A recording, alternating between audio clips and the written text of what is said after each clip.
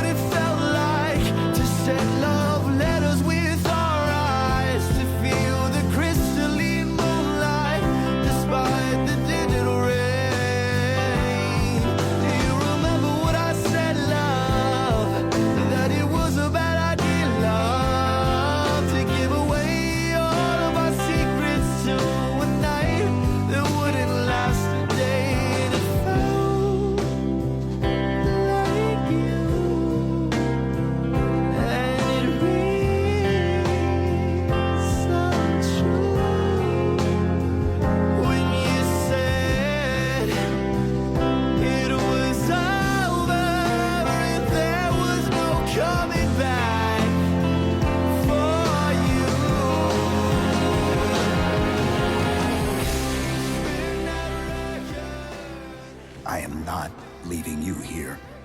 John.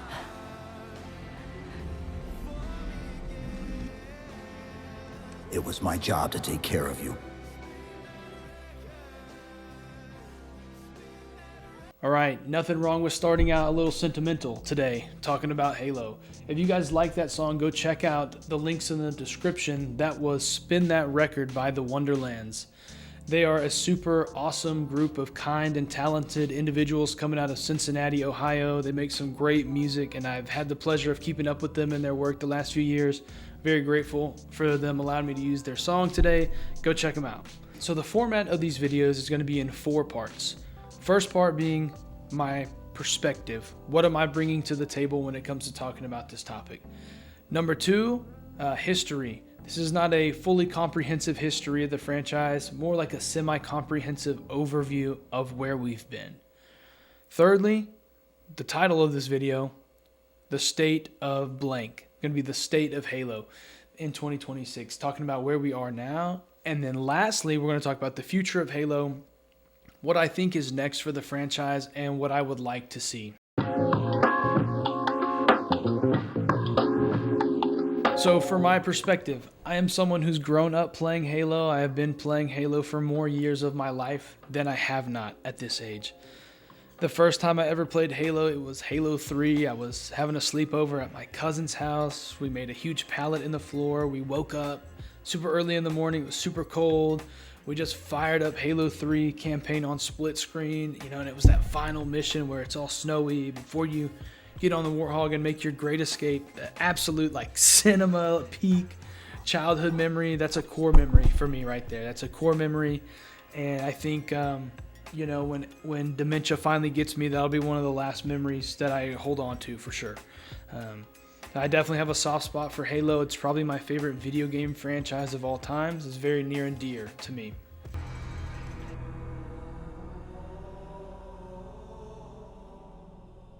History. All right. This semi-comprehensive history may take a while. Grab a snack, kick your feet up.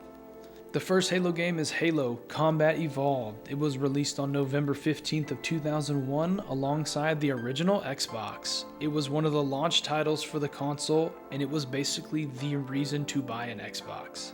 Combat Evolved raised the bar for the first-person shooter genre, not only on consoles, but across the gaming space as a whole. It also showcased how deep, in terms of storytelling, the first-person shooter genre could go. The story of Combat Evolved sees the introduction of the Master Chief and Cortana and the concept of what the Halo ring is. The game's story takes place after the events of 2010's Halo Reach. Inside Combat Evolved, the UNSC ship, the Pillar of Autumn, crashes onto the Halo ring, and you are tasked with rescuing survivors while also uncovering the secrets of the ring. An added bonus was 2-player split screen being available for the entire campaign. Not only this, but the inclusion of split screen multiplayer mode meant that 4 people could go at it, blowing each other up on Blood Gulch for hours. Combat Evolved was a huge success. 1 million copies of the game had been sold within 5 months of its release, and it would go on to sell over 6 million copies worldwide by 2005. The game was critically acclaimed and loved by fans. All of this being said, right, the bar was set very high for the eventual sequel to Halo. Woo! Yeah, baby! That's what I've been waiting for. That's what it's all about. Woo! The trailer for Halo 2 was officially unveiled in August of 2002 and started making the rounds a few months after that. Let's just say they were already delivering on that hype. At E3 in 2003, Bungie and Microsoft went crazy on an 8-minute long gameplay demo to reveal to the audience. It showed off new gameplay mechanics like dual wielding, hijacking vehicles, while also showcasing our first look at Earth inside the Halo series. People were hyped, right, to say the least, and people were itching to play this game. People were fiending, bro. 3 weeks, right? 3 weeks before the game releases, there were 1.5 million copies pre-ordered. Halo 2 would release on November 9th, 2004, and it sold 2.4 million copies worldwide in the first 24 hours of being released. Could you imagine if a game sold like that today? Halo had the gaming world in a chokehold. Halo 2's campaign saw a back and forth between the Master Chief and an enemy character called the Arbiter. This back and forth was really cool and not what people were expecting going into this new installment. The campaign also featured a song by Breaking Benjamin that they literally wrote for the game, which I think is super cool and just kind of indicative of the times, that early 2000s, pop punk stuff going on. So I just feel like that's awesome. A cool cultural tie-in at least. Halo 2 saw the introduction of online multiplayer with voice chat, which opened up a door for console gaming that could never be closed again. In order to access this multiplayer, you would need an Xbox Live subscription, which costs $50 per year. And for most gamers, at the time, this was worth the purchase price. Funnily enough, now the standard Xbox Live subscription costs $60 a year. So, a little bit of inflation since 2004, but I think we'll make it. The addition of Xbox Live and online multiplayer into Halo 2 saw an increase in the sale of Xbox accessories and microphones and things like that. And this really established an ecosystem and a framework of a community with tangible items and things to discuss. And these items and this Xbox Live subscription connected you with your friends, even if you weren't sitting right next to each other. You could play across the world with each other, essentially, which was just groundbreaking for the console scene especially. Halo 2 was a smashing success, and it became the highest selling game on the original Xbox. It sold a total of 8.4 million copies by 2008. The game was both a commercial and critical success, being admired by both critics and fans alike. The Xbox 360 released on November 22nd, 2005, and this thing was baller. I still have my OG Xbox from when I was a kid, the big, thick white one. It's so much love in my heart for that thing. That's why he's the MVP! That's why he's the GOAT! The GOAT! The games that launched with the Xbox 360 were Gun, Call of Duty 2, Perfect Dark Zero, Need for Speed Most Wanted, and Quake 4, just to name a few. So definitely some great games for the launch. I personally am a big fan of Gun. Love it. Halo Combat Evolved and Halo 2 were backwards compatible with the system, and Halo 2's online multiplayer was still intact on the Xbox 360. However, you would need to pick up a new slew of accessories and microphones, as the old ones did not work on the Xbox 360. Gamers would have to wait until 2007 for a new Halo game on the Xbox 360, this game of course being Halo 3. Microsoft really went all out with the marketing for Halo 3. Absolutely insane. We had collaborations with Mountain Dew, 7-Eleven, and even Burger King. They went as far as to have a Super Bowl commercial. Could you imagine? You're watching the Indianapolis Colts and the Chicago Bears face off for the Super Bowl. Cut to commercial and boom, it's the Chief. Like, what? I'd have been tweaking out. I'd been losing it.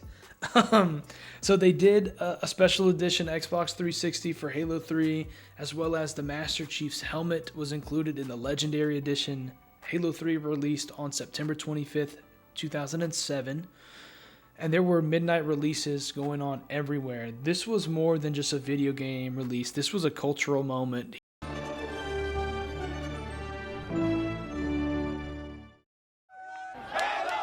The wait is finally over. From coast to coast, gamers lined up to get their hands on this little package, Halo 3. If it's a big day for gamers, it's a million times bigger for Microsoft. Its Halo series is one of the most successful video game franchises in history. As of midnight, about 10,000 stores put the heavily hyped Halo on sale, starting at $60 a pop. Having conquered the software industry, Microsoft now has a firm foothold in the entertainment business. Not just kid stuff, the game is a futuristic drama about hostile aliens, a theme targeting both teenagers and adults. And to give an idea of just how much Microsoft has riding on this, if the company's predictions are right, its first day sales could outdo not only the final Harry Potter book, but the debut of Spider-Man 3. By November 30th, 2007, Halo 3 had sold 5 million copies worldwide, and by 2008, it had sold 8.1 million.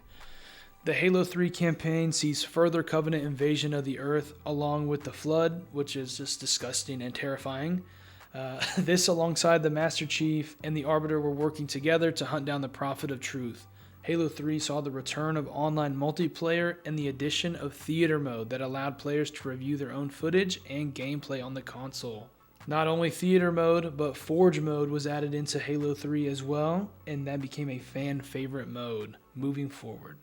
The trash talk in Halo 3 went crazy, and it was the game to play on Xbox 360. The game is both revered by critics and loved by fans. It's probably the magnum opus. It's probably the best game in the Halo franchise. While it's not my favorite, it's probably the best, just honestly. And I gotta tell you, it was perfect.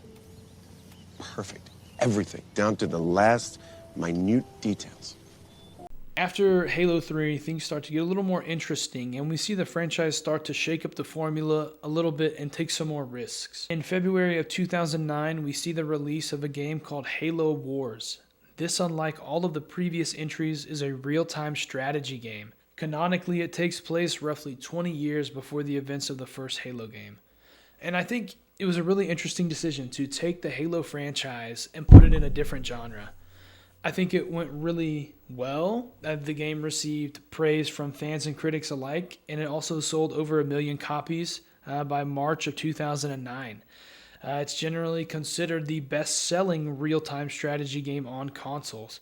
Not to mention they did a great job of making the game play well on a controller, where typical RTS games like StarCraft. Additional supply depots required. My greatest love, I love you. Most of those type of games thrive on a mouse and keyboard.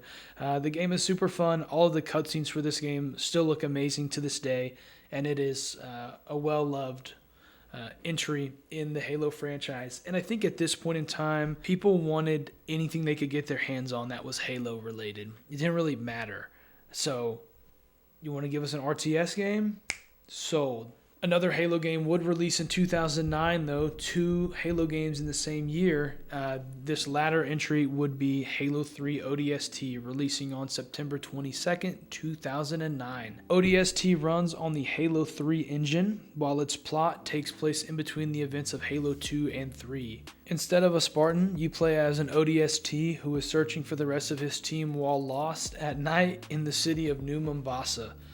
For some reason, as a kid, I never wanted to play this game. I don't know why. I was honestly a huge hater. I think it was because you weren't a Spartan or you weren't the Master Chief, so I just kind of hated it.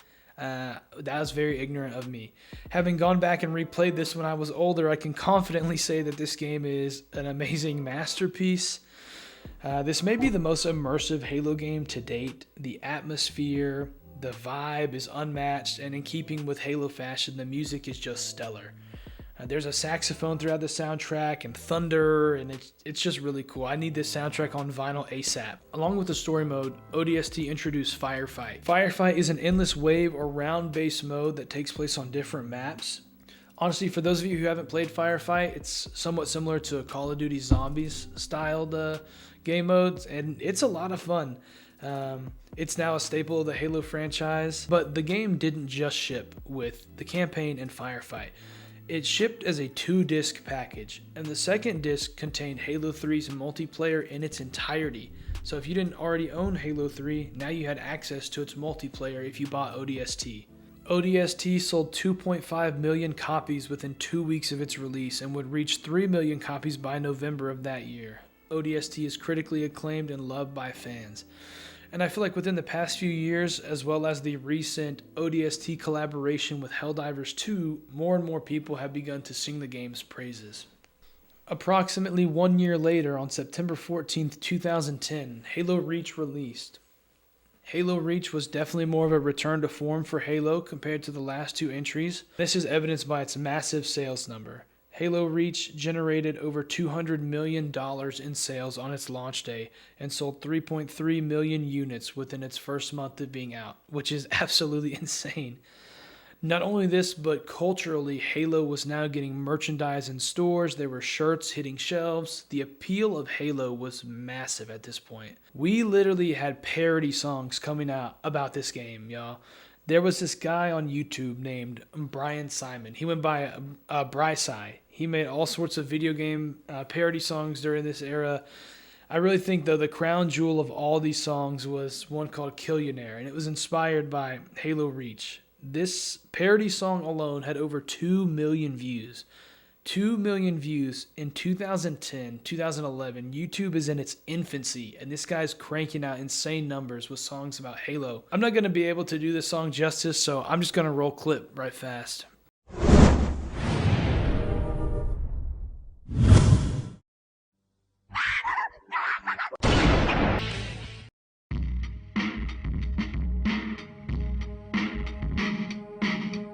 I wanna get a Killionaire so freaking bad.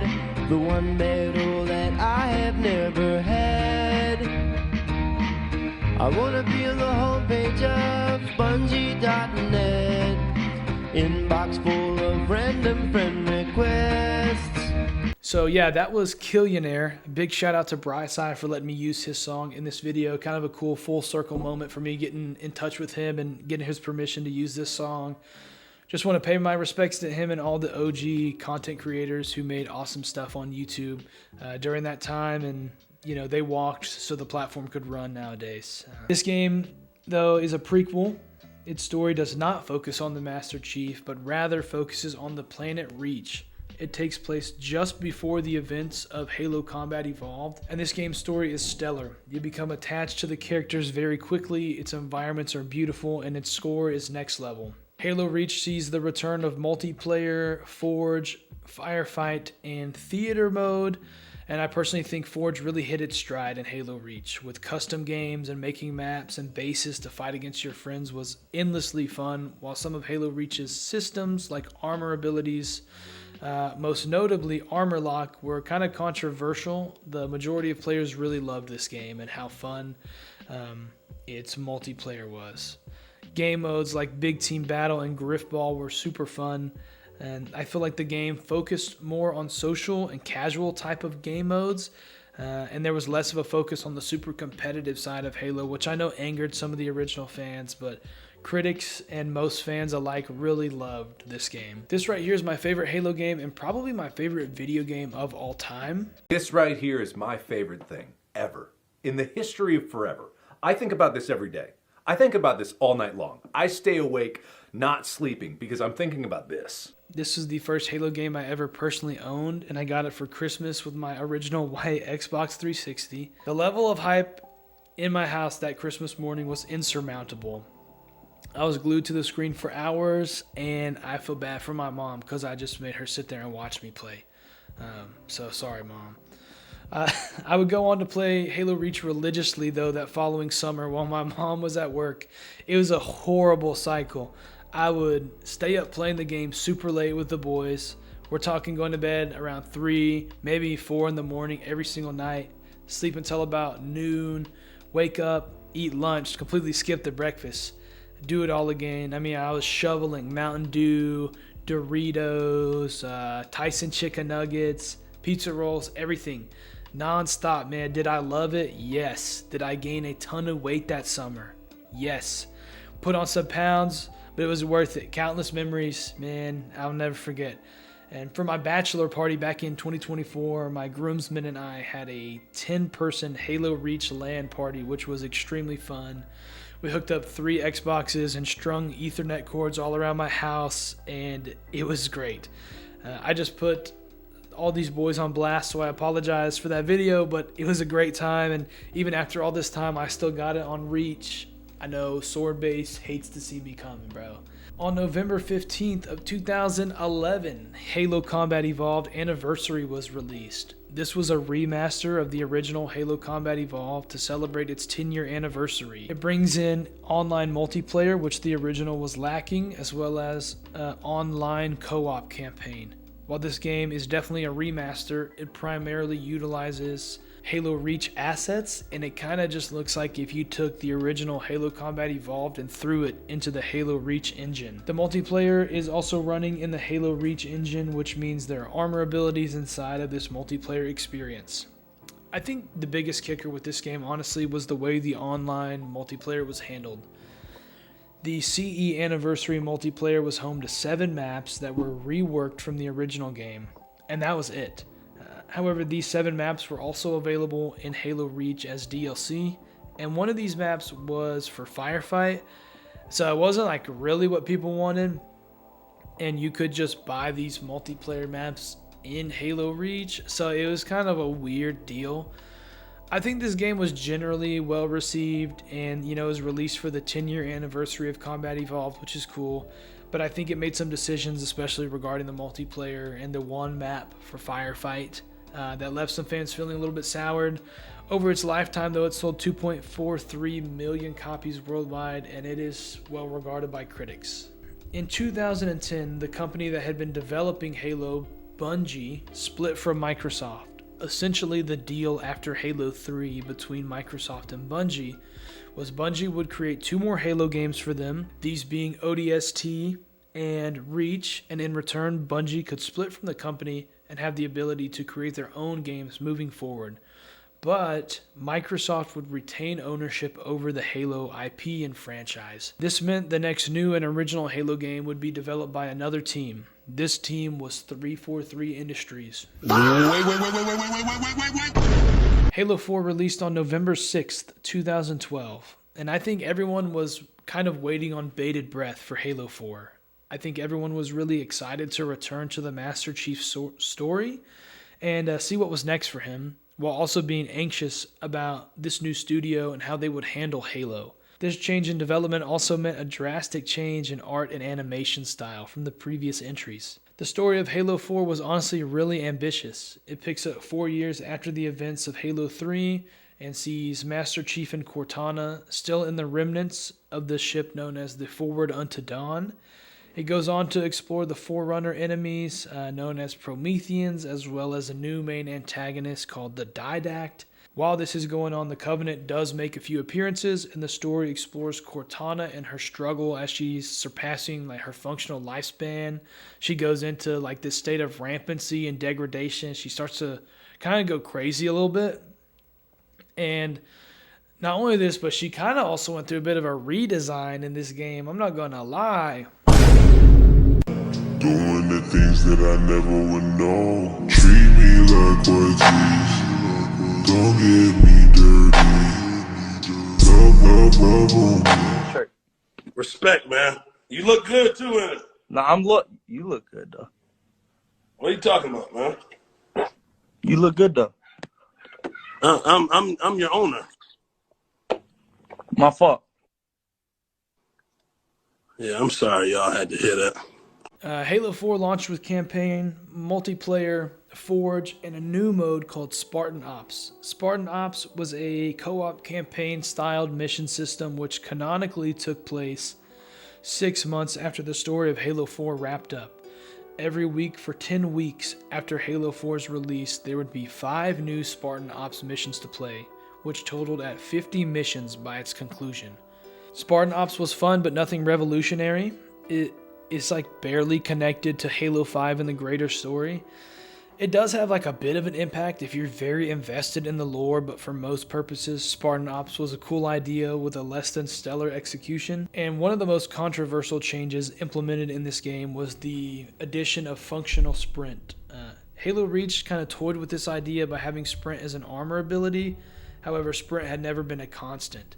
The addition of sprint into this game's mechanics greatly decreased the importance of something called strafing. Strafing is a gameplay mechanic relied heavily upon in older games. Essentially, it's a player's ability to move side by side during gunfights, dodging enemy bullets, while also still inflicting damage to the other players. This addition heavily impacted map design and combat interactions in the Halo framework, decreasing the necessity and effectiveness of strafing, which was once a mainstay in the gameplay loop of Halo. Halo 4 made $220 million within its first 24 hours of releasing, and as of today it has sold over 9 million copies worldwide. Halo 4 was generally favored by the critics, however a lot of fans were split on this one. I personally have some really fond memories of Halo 4. I remember the day it came out actually. I was at school, I was in 5th grade. I really just wanted to skip school so bad to pick it up and play it, and my mom said no. However, my school would always hold recess at the end of the day, and I was blessed enough to get picked up and dropped off by my mom in the car rider line almost every single day. And that day I remember seeing her car, in line. I could see her from the recess playground, so I ran over to the fence. I'm, jumping up and down, waving at her. I'll never forget, she sees me. She rolls the window down, and she has this GameStop bag in the passenger seat. She reaches in, and she pulls out Halo 4. And I was so excited, and I was just so grateful for her going and buying it and picking it up and having it already. That way I could just get home and play it right away. And just very grateful for her always supporting my gaming addiction.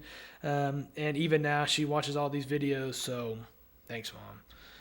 Going back and replaying Halo 4 for this video, though, I forgot how fun it is. It feels really nice. The weapons are responsive. The sound design really stuck out to me, and the guns sound crisp and clean. I had a much better time replaying it than I thought I would, so shout out to Halo 4. The Xbox One would be the next Xbox console, and it was released on November 22nd, 2013. This made Halo 4 the last Halo game to release on the Xbox 360. The Xbox One launched with games like Dead Rising 3, Forza Motorsport 5, Call of Duty Ghost, and Battlefield 4 as some of the launch titles. Gamers would have to wait until November 11th of 2014, almost a year later, for a Halo game to be available on the Xbox One, and this is the Halo Master Chief Collection. Moving forward, I'm going to be calling this the MCC just to make things easier. However, the MCC was not a new Halo game per se. This was Halo 1, 2, 3, and 4 repackaged and ported over to the Xbox One, because the backwards compatibility program for the original Xbox and Xbox 360 had not yet been announced or available. This year marked the 10-year anniversary of Halo 2, so as a part of the MCC, Microsoft remastered the game with new graphics, overhauled the cutscenes, made them absolutely beautiful and stellar. This was also known as Halo 2 Anniversary, and this was a really big deal at the time. All 4 campaign modes were available, and the multiplayer from each of these games was built into the MCC as well. So you could go in and choose any of these games' multiplayers that you wanted to experience, which I think is a really cool idea. However, when the MCC did come out, it was not in a good way. The matchmaking was horrible. It took forever to get into games. It was laggy. It was really bad. And sadly, it took them a while to really iron things out through updates and optimization fixes. Kind of a silver lining, I guess. Spartan Ops from Halo 4 was added into the game in December of that year. However, not many people were really asking for it, but it was nice to have because Firefight had not yet made the jump to the MCC due to the absence of ODST and Reach, which are the 2 games that it was in. On May 29th, 2015, Halo 3 ODST was added into the MCC as downloadable content as DLC that cost $5. However, if you were an early purchaser of the MCC, it was free. I think this was Microsoft and Xbox's way of trying to apologize for the abysmal launch of this game. This was just ODST's campaign though. Its signature mode, Firefight, would not be added until September of 2020, 5 years later. And then, right, in December of 2019, 5 years after the release of the MCC, they finally added Halo Reach into the mix as a $10 DLC that you could purchase. The Halo Reach multiplayer was added into the MCC for free, but if you wanted to play the campaign or firefight mode, you needed to pay. I don't think any of you guys need me to say this, but it's quite apparent that the rollout of the MCC was not great. And also, its order of operations for downloadable content, DLCs, by adding ODST without Firefight and then taking forever to get it into the game and then taking forever to get Halo Reach in the game. I feel like a lot of fans were feeling betrayed by this game and some of the decisions that were made, and they were feeling honestly disappointed. I think the MCC could have been great, and nowadays I think it's a great value for what you get. The MCC now retails for $40, and then if you want to add Reach and ODST, that totals to $55. I think $55 for a collection of some of the greatest games ever made is not a bad deal. There are still some active players on the multiplayer scene. You may be waiting a while to get into a game, but they are out there. The reviews for the MCC are good now, but I honestly think the general consensus is very mixed among the fan base. The first new and original Halo game for the Xbox One was Halo 5 Guardians. The marketing for Halo 5 was crazy. All these trailers were wild. They had the Master Chief with some crazy aura going on. In the E3 reveal, he was wearing this poncho for absolutely no reason. It was insanely lit. The marketing campaign for Halo 5 was insane. They had this Hunt the Truth campaign going on where they would juxtapose the perspective of Master Chief and Spartan Locke. Really cool. When Halo 5 did release on October 27th of 2015, there was a lot of hype, but it quickly fell off. The game totaled $400 million in revenue in its first week, which made it technically the biggest launch week for a Halo series on the Xbox. But the story's length was a big issue for some fans, most people finishing it in about 6 hours or so on a normal difficulty. This may have not been a huge problem if the campaign would have been better. Sadly, Halo 5 suffered from its development having a pretty big shakeup in staffing. From my understanding, about halfway through the development cycle, a bunch of the team left, which heavily impacted the final product and the direction of the game, which also created a big rift in the marketing of the game versus what was actually in the story. So the story of Halo 5 essentially is that Cortana somehow survived the ending events of Halo 4. And it confirms the worst. Somehow Palpatine returned. But now she's gone completely rogue, like absolutely insane. She's taking control of this Forerunner technology and is using it to quote unquote bring peace to the galaxy. I have brought peace, freedom, justice, and security to my new empire. Your new empire?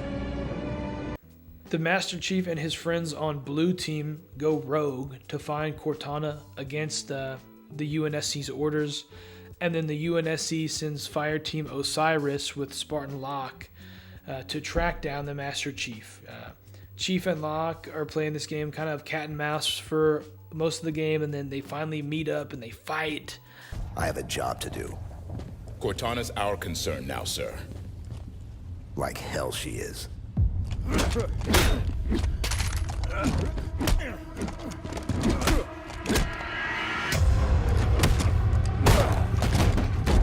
In a kind of anticlimactic matchup, but you know what? It's all good. The ending of this story is just okay. It's not a super fulfilling ending, to be honest with you. I think the shining light, though, of Halo 5 is definitely its multiplayer. The movement's really fluid. The gunplay feels good. They added in a new game mode called Warzone, and no, it's not like Call of Duty Warzone. It was a 12-on-12 game mode that added in computer enemies as well in a race to capture locations similar to King of the Hill or Domination. And this was a really fun game mode, really cool, and I would love to see this return in future Halo installments. Halo 5 had a Forge mode that was not added into the game on launch. It was present 2 months after the game came out. And then its Firefight mode would not be added into the game until June of 2016. A lackluster story and a delayed release schedule for content that was normally already on disc at launch turned many fans away from Halo 5. The game was somewhat favorable to critics, with most fans in disagreement, not super happy with the game's story at least. I personally really enjoyed the multiplayer in Halo 5, had a lot of fun with it. But when the package isn't complete on launch and you've been waiting 3 years for the next installment of the Halo story just to be disappointed, well, you definitely have a mixed bag on your hands at that point. The next Halo game to be released would be Halo Wars 2. This was a follow-up to the 2009 real-time strategy game Halo Wars. The 8-hour campaign takes place 28 years after the events of the first game, and it focuses on the UNSC ship the Spirit of Fire and their interaction with a new villain group called the Banished. This group would become the main antagonist in the next mainline Halo game, Halo Infinite. Halo Wars 2 did have a multiplayer mode with a variety of different game modes, however it did not have much depth to it, especially when comparing it to a typical RTS game on PC. The game was received okay by critics, with fans kind of split down the middle. I think in large part, no one was really asking for this game, however no one was mad about it either, so it kind of fell into this weird limbo in terms of reception. Lastly, we have the most recent entry in the Halo franchise, Halo Infinite. Infinite is the only original Halo game to release during the lifetime of the Xbox Series X, which released on November 10th, 2020. Infinite released on December 8th of 2021.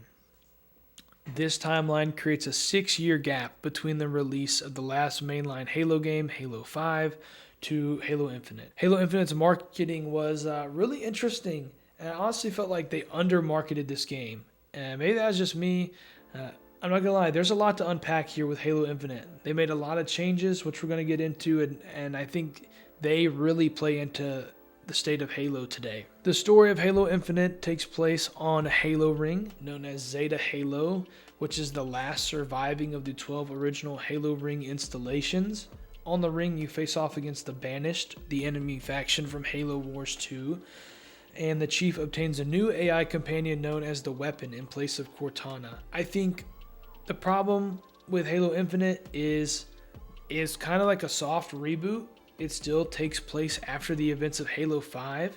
However, the events of Halo 5 into Halo Infinite aren't really addressed, hardly at all, and most of the lore that makes up that gap is covered in books and things like that. So you really have to go digging to connect the story, which is really interesting. The campaign also makes a pretty bold leap in terms of game design. All of the previous Halo games opted for a more linear, level by level structure, where Infinite opts for more of an open world style approach.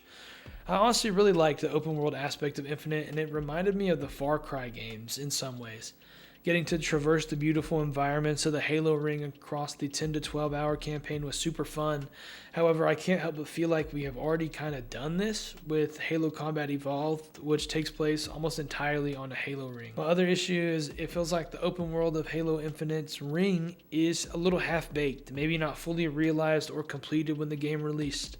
There's a lot of open space. Sometimes it doesn't feel like there's a whole lot to do.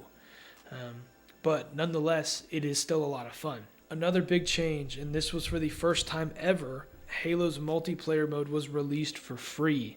The Halo Infinite campaign retailed for $60, while the multiplayer mode could be downloaded separately, free of charge. I personally don't like this change for a few reasons. Most notably, to me, it felt like Xbox and Microsoft didn't know what to do with Halo. They didn't know if they should fully commit to the free game service model or stick to the more traditional ideology of paying for the entire game. They're kind of 1 foot in, 1 foot out. I think most notably, though, this release strategy led to the addition of the Battle Pass system in Halo. It functions very similarly to Fortnite in that you have an in-game currency that you spend real money on to buy cosmetics in the item shop or to buy the Battle Pass. And this is obviously added in to recuperate cost that is lost by having the multiplayer launch for free and not having those players have the entry fee, of $60. Not only this, but the Halo Infinite campaign was released on Xbox Game Pass day one. So if you're a Game Pass subscriber, you don't even need to purchase the campaign either. So I feel like there's just a lot of loss in terms of the market there. Halo Infinite's launch was great and horrible at the same time. At its core, people were really enjoying the campaign and the multiplayer both. However, there were bugs and glitches that held this game back, as well as a lack of multiplayer modes to cycle through online. Sadly, it just took them too long to get Halo Infinite's online portion in a state that would suffice for most people. And because of this, it lost a lot of players. By the time things were finally improving for Infinite, it seemed like the majority of people who weren't hardcore fans had already kind of jumped ship. The game launched without Forge and without Firefight. Forge was added in 11 months later, and Firefight was added into the mix of December 2023, 2 years after the game had released. So the game released unfinished in my book, lacking staples from the Halo franchise while also having the audacity to push microtransactions. The how far we have fallen, my glorious king. What happened? Great Packers, what happened? Halo Infinite officially received its last major update titled Operation Infinite on November 18th of 2025. This update brought in new armor, things like that, and pretty much marks the end of Halo Infinite's life cycle and developmental support. Now with my complaints out of the way, let me just say this. I have over 200 hours into Halo Infinite. That totals at just over 8 days. I thoroughly enjoy the gameplay loop of Halo Infinite. I think at its core it is tons and tons of fun, and that's why I think a lot of people got hooked initially at launch. I think it's really fun, it has good pacing, it's engaging, you can get really creative with the implementation of the armor abilities in this game. One of my boys who I used to play Halo Reach with back in the day, we get on like once a week and play Infinite together still. And it is so much fun, even though the game's been out for 4 years now. So even though it's not perfect, I think Halo Infinite is fun at its core. And if it would have maybe had just a little more time in the oven, it would have been a masterpiece. We have made it. That concludes our semi-comprehensive history. We have finally arrived to the title of this video, The State of Halo in 2026.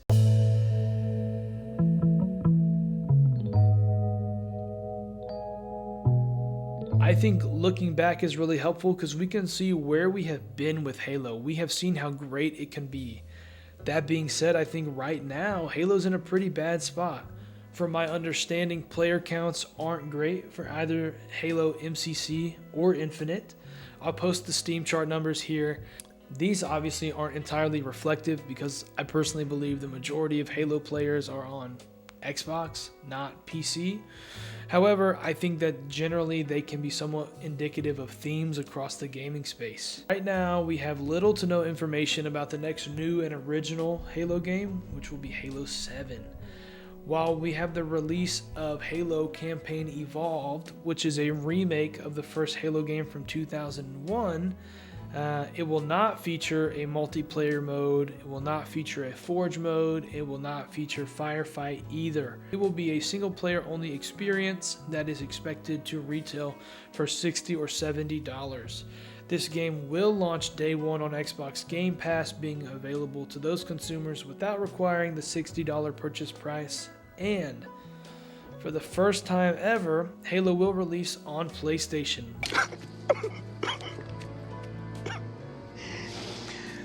Oh, no, no, no. With the release of Campaign Evolved in November.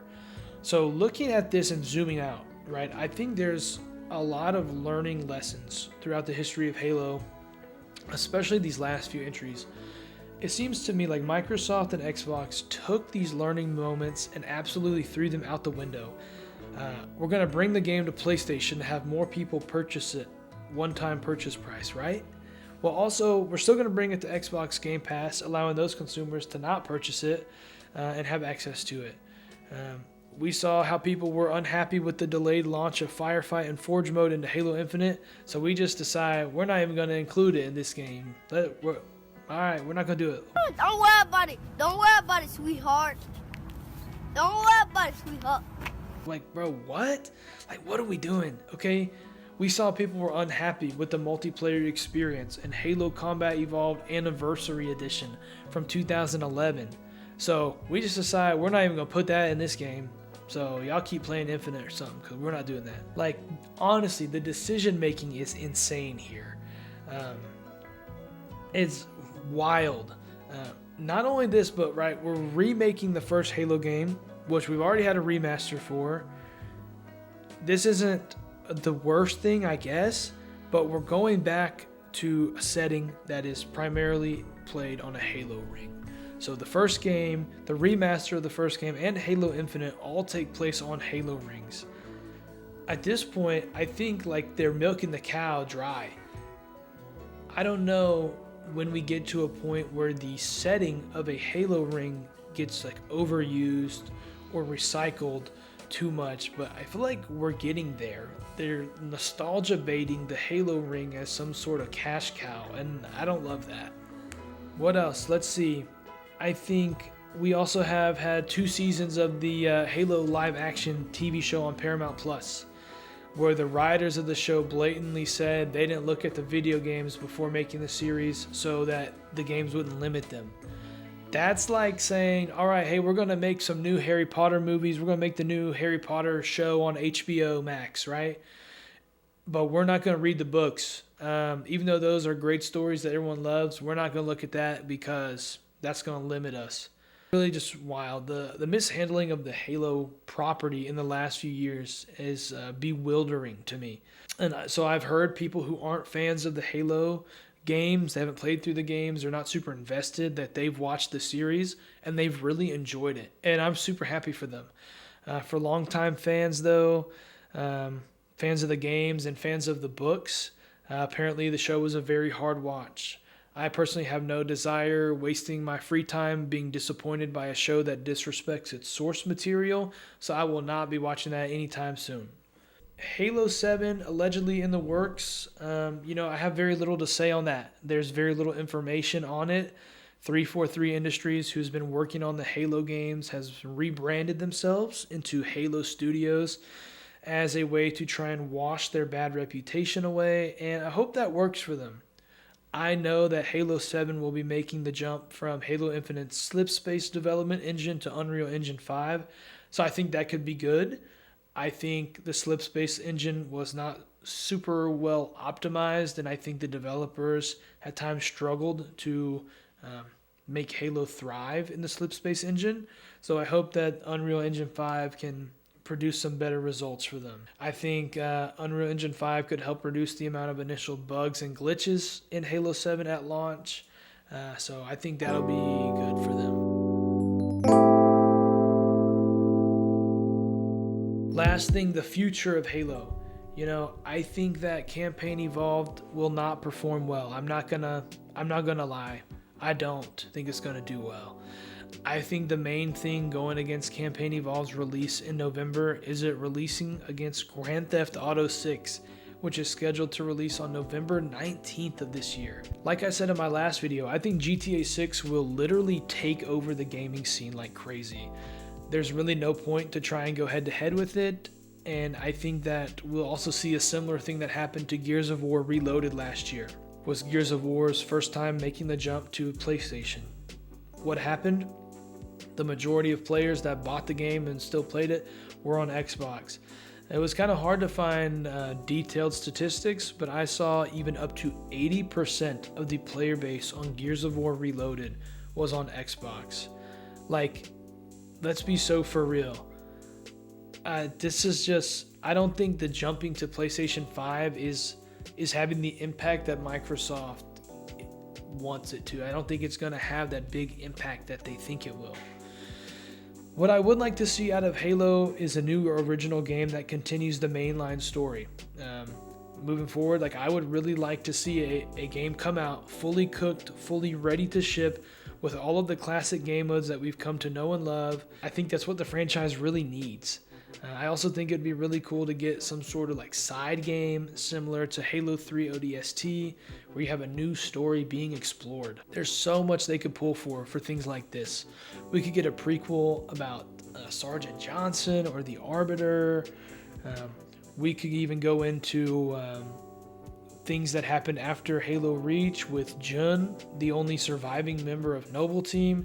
I think there's really like a lot to dive into, and that's not even touching the lore from the books. Do I think we're gonna get that? No. I'm not gonna lie, bro. No, I don't think we're gonna get anything like that.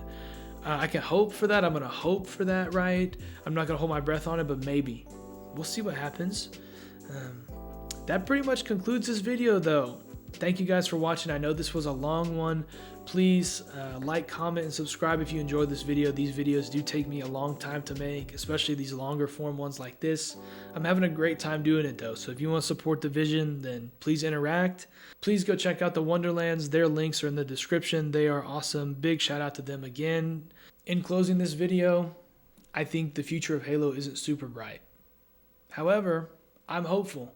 You know, one thing I really learned in this past year is you should be hopeful for the things you care about. And I'm going to be hopeful for Halo, you know. I think you should bet on the things that you care about. And I love Halo, man. I do. I love Halo, so this year I'm going to bet on Halo cuz I love it. I'm going to bet on love. So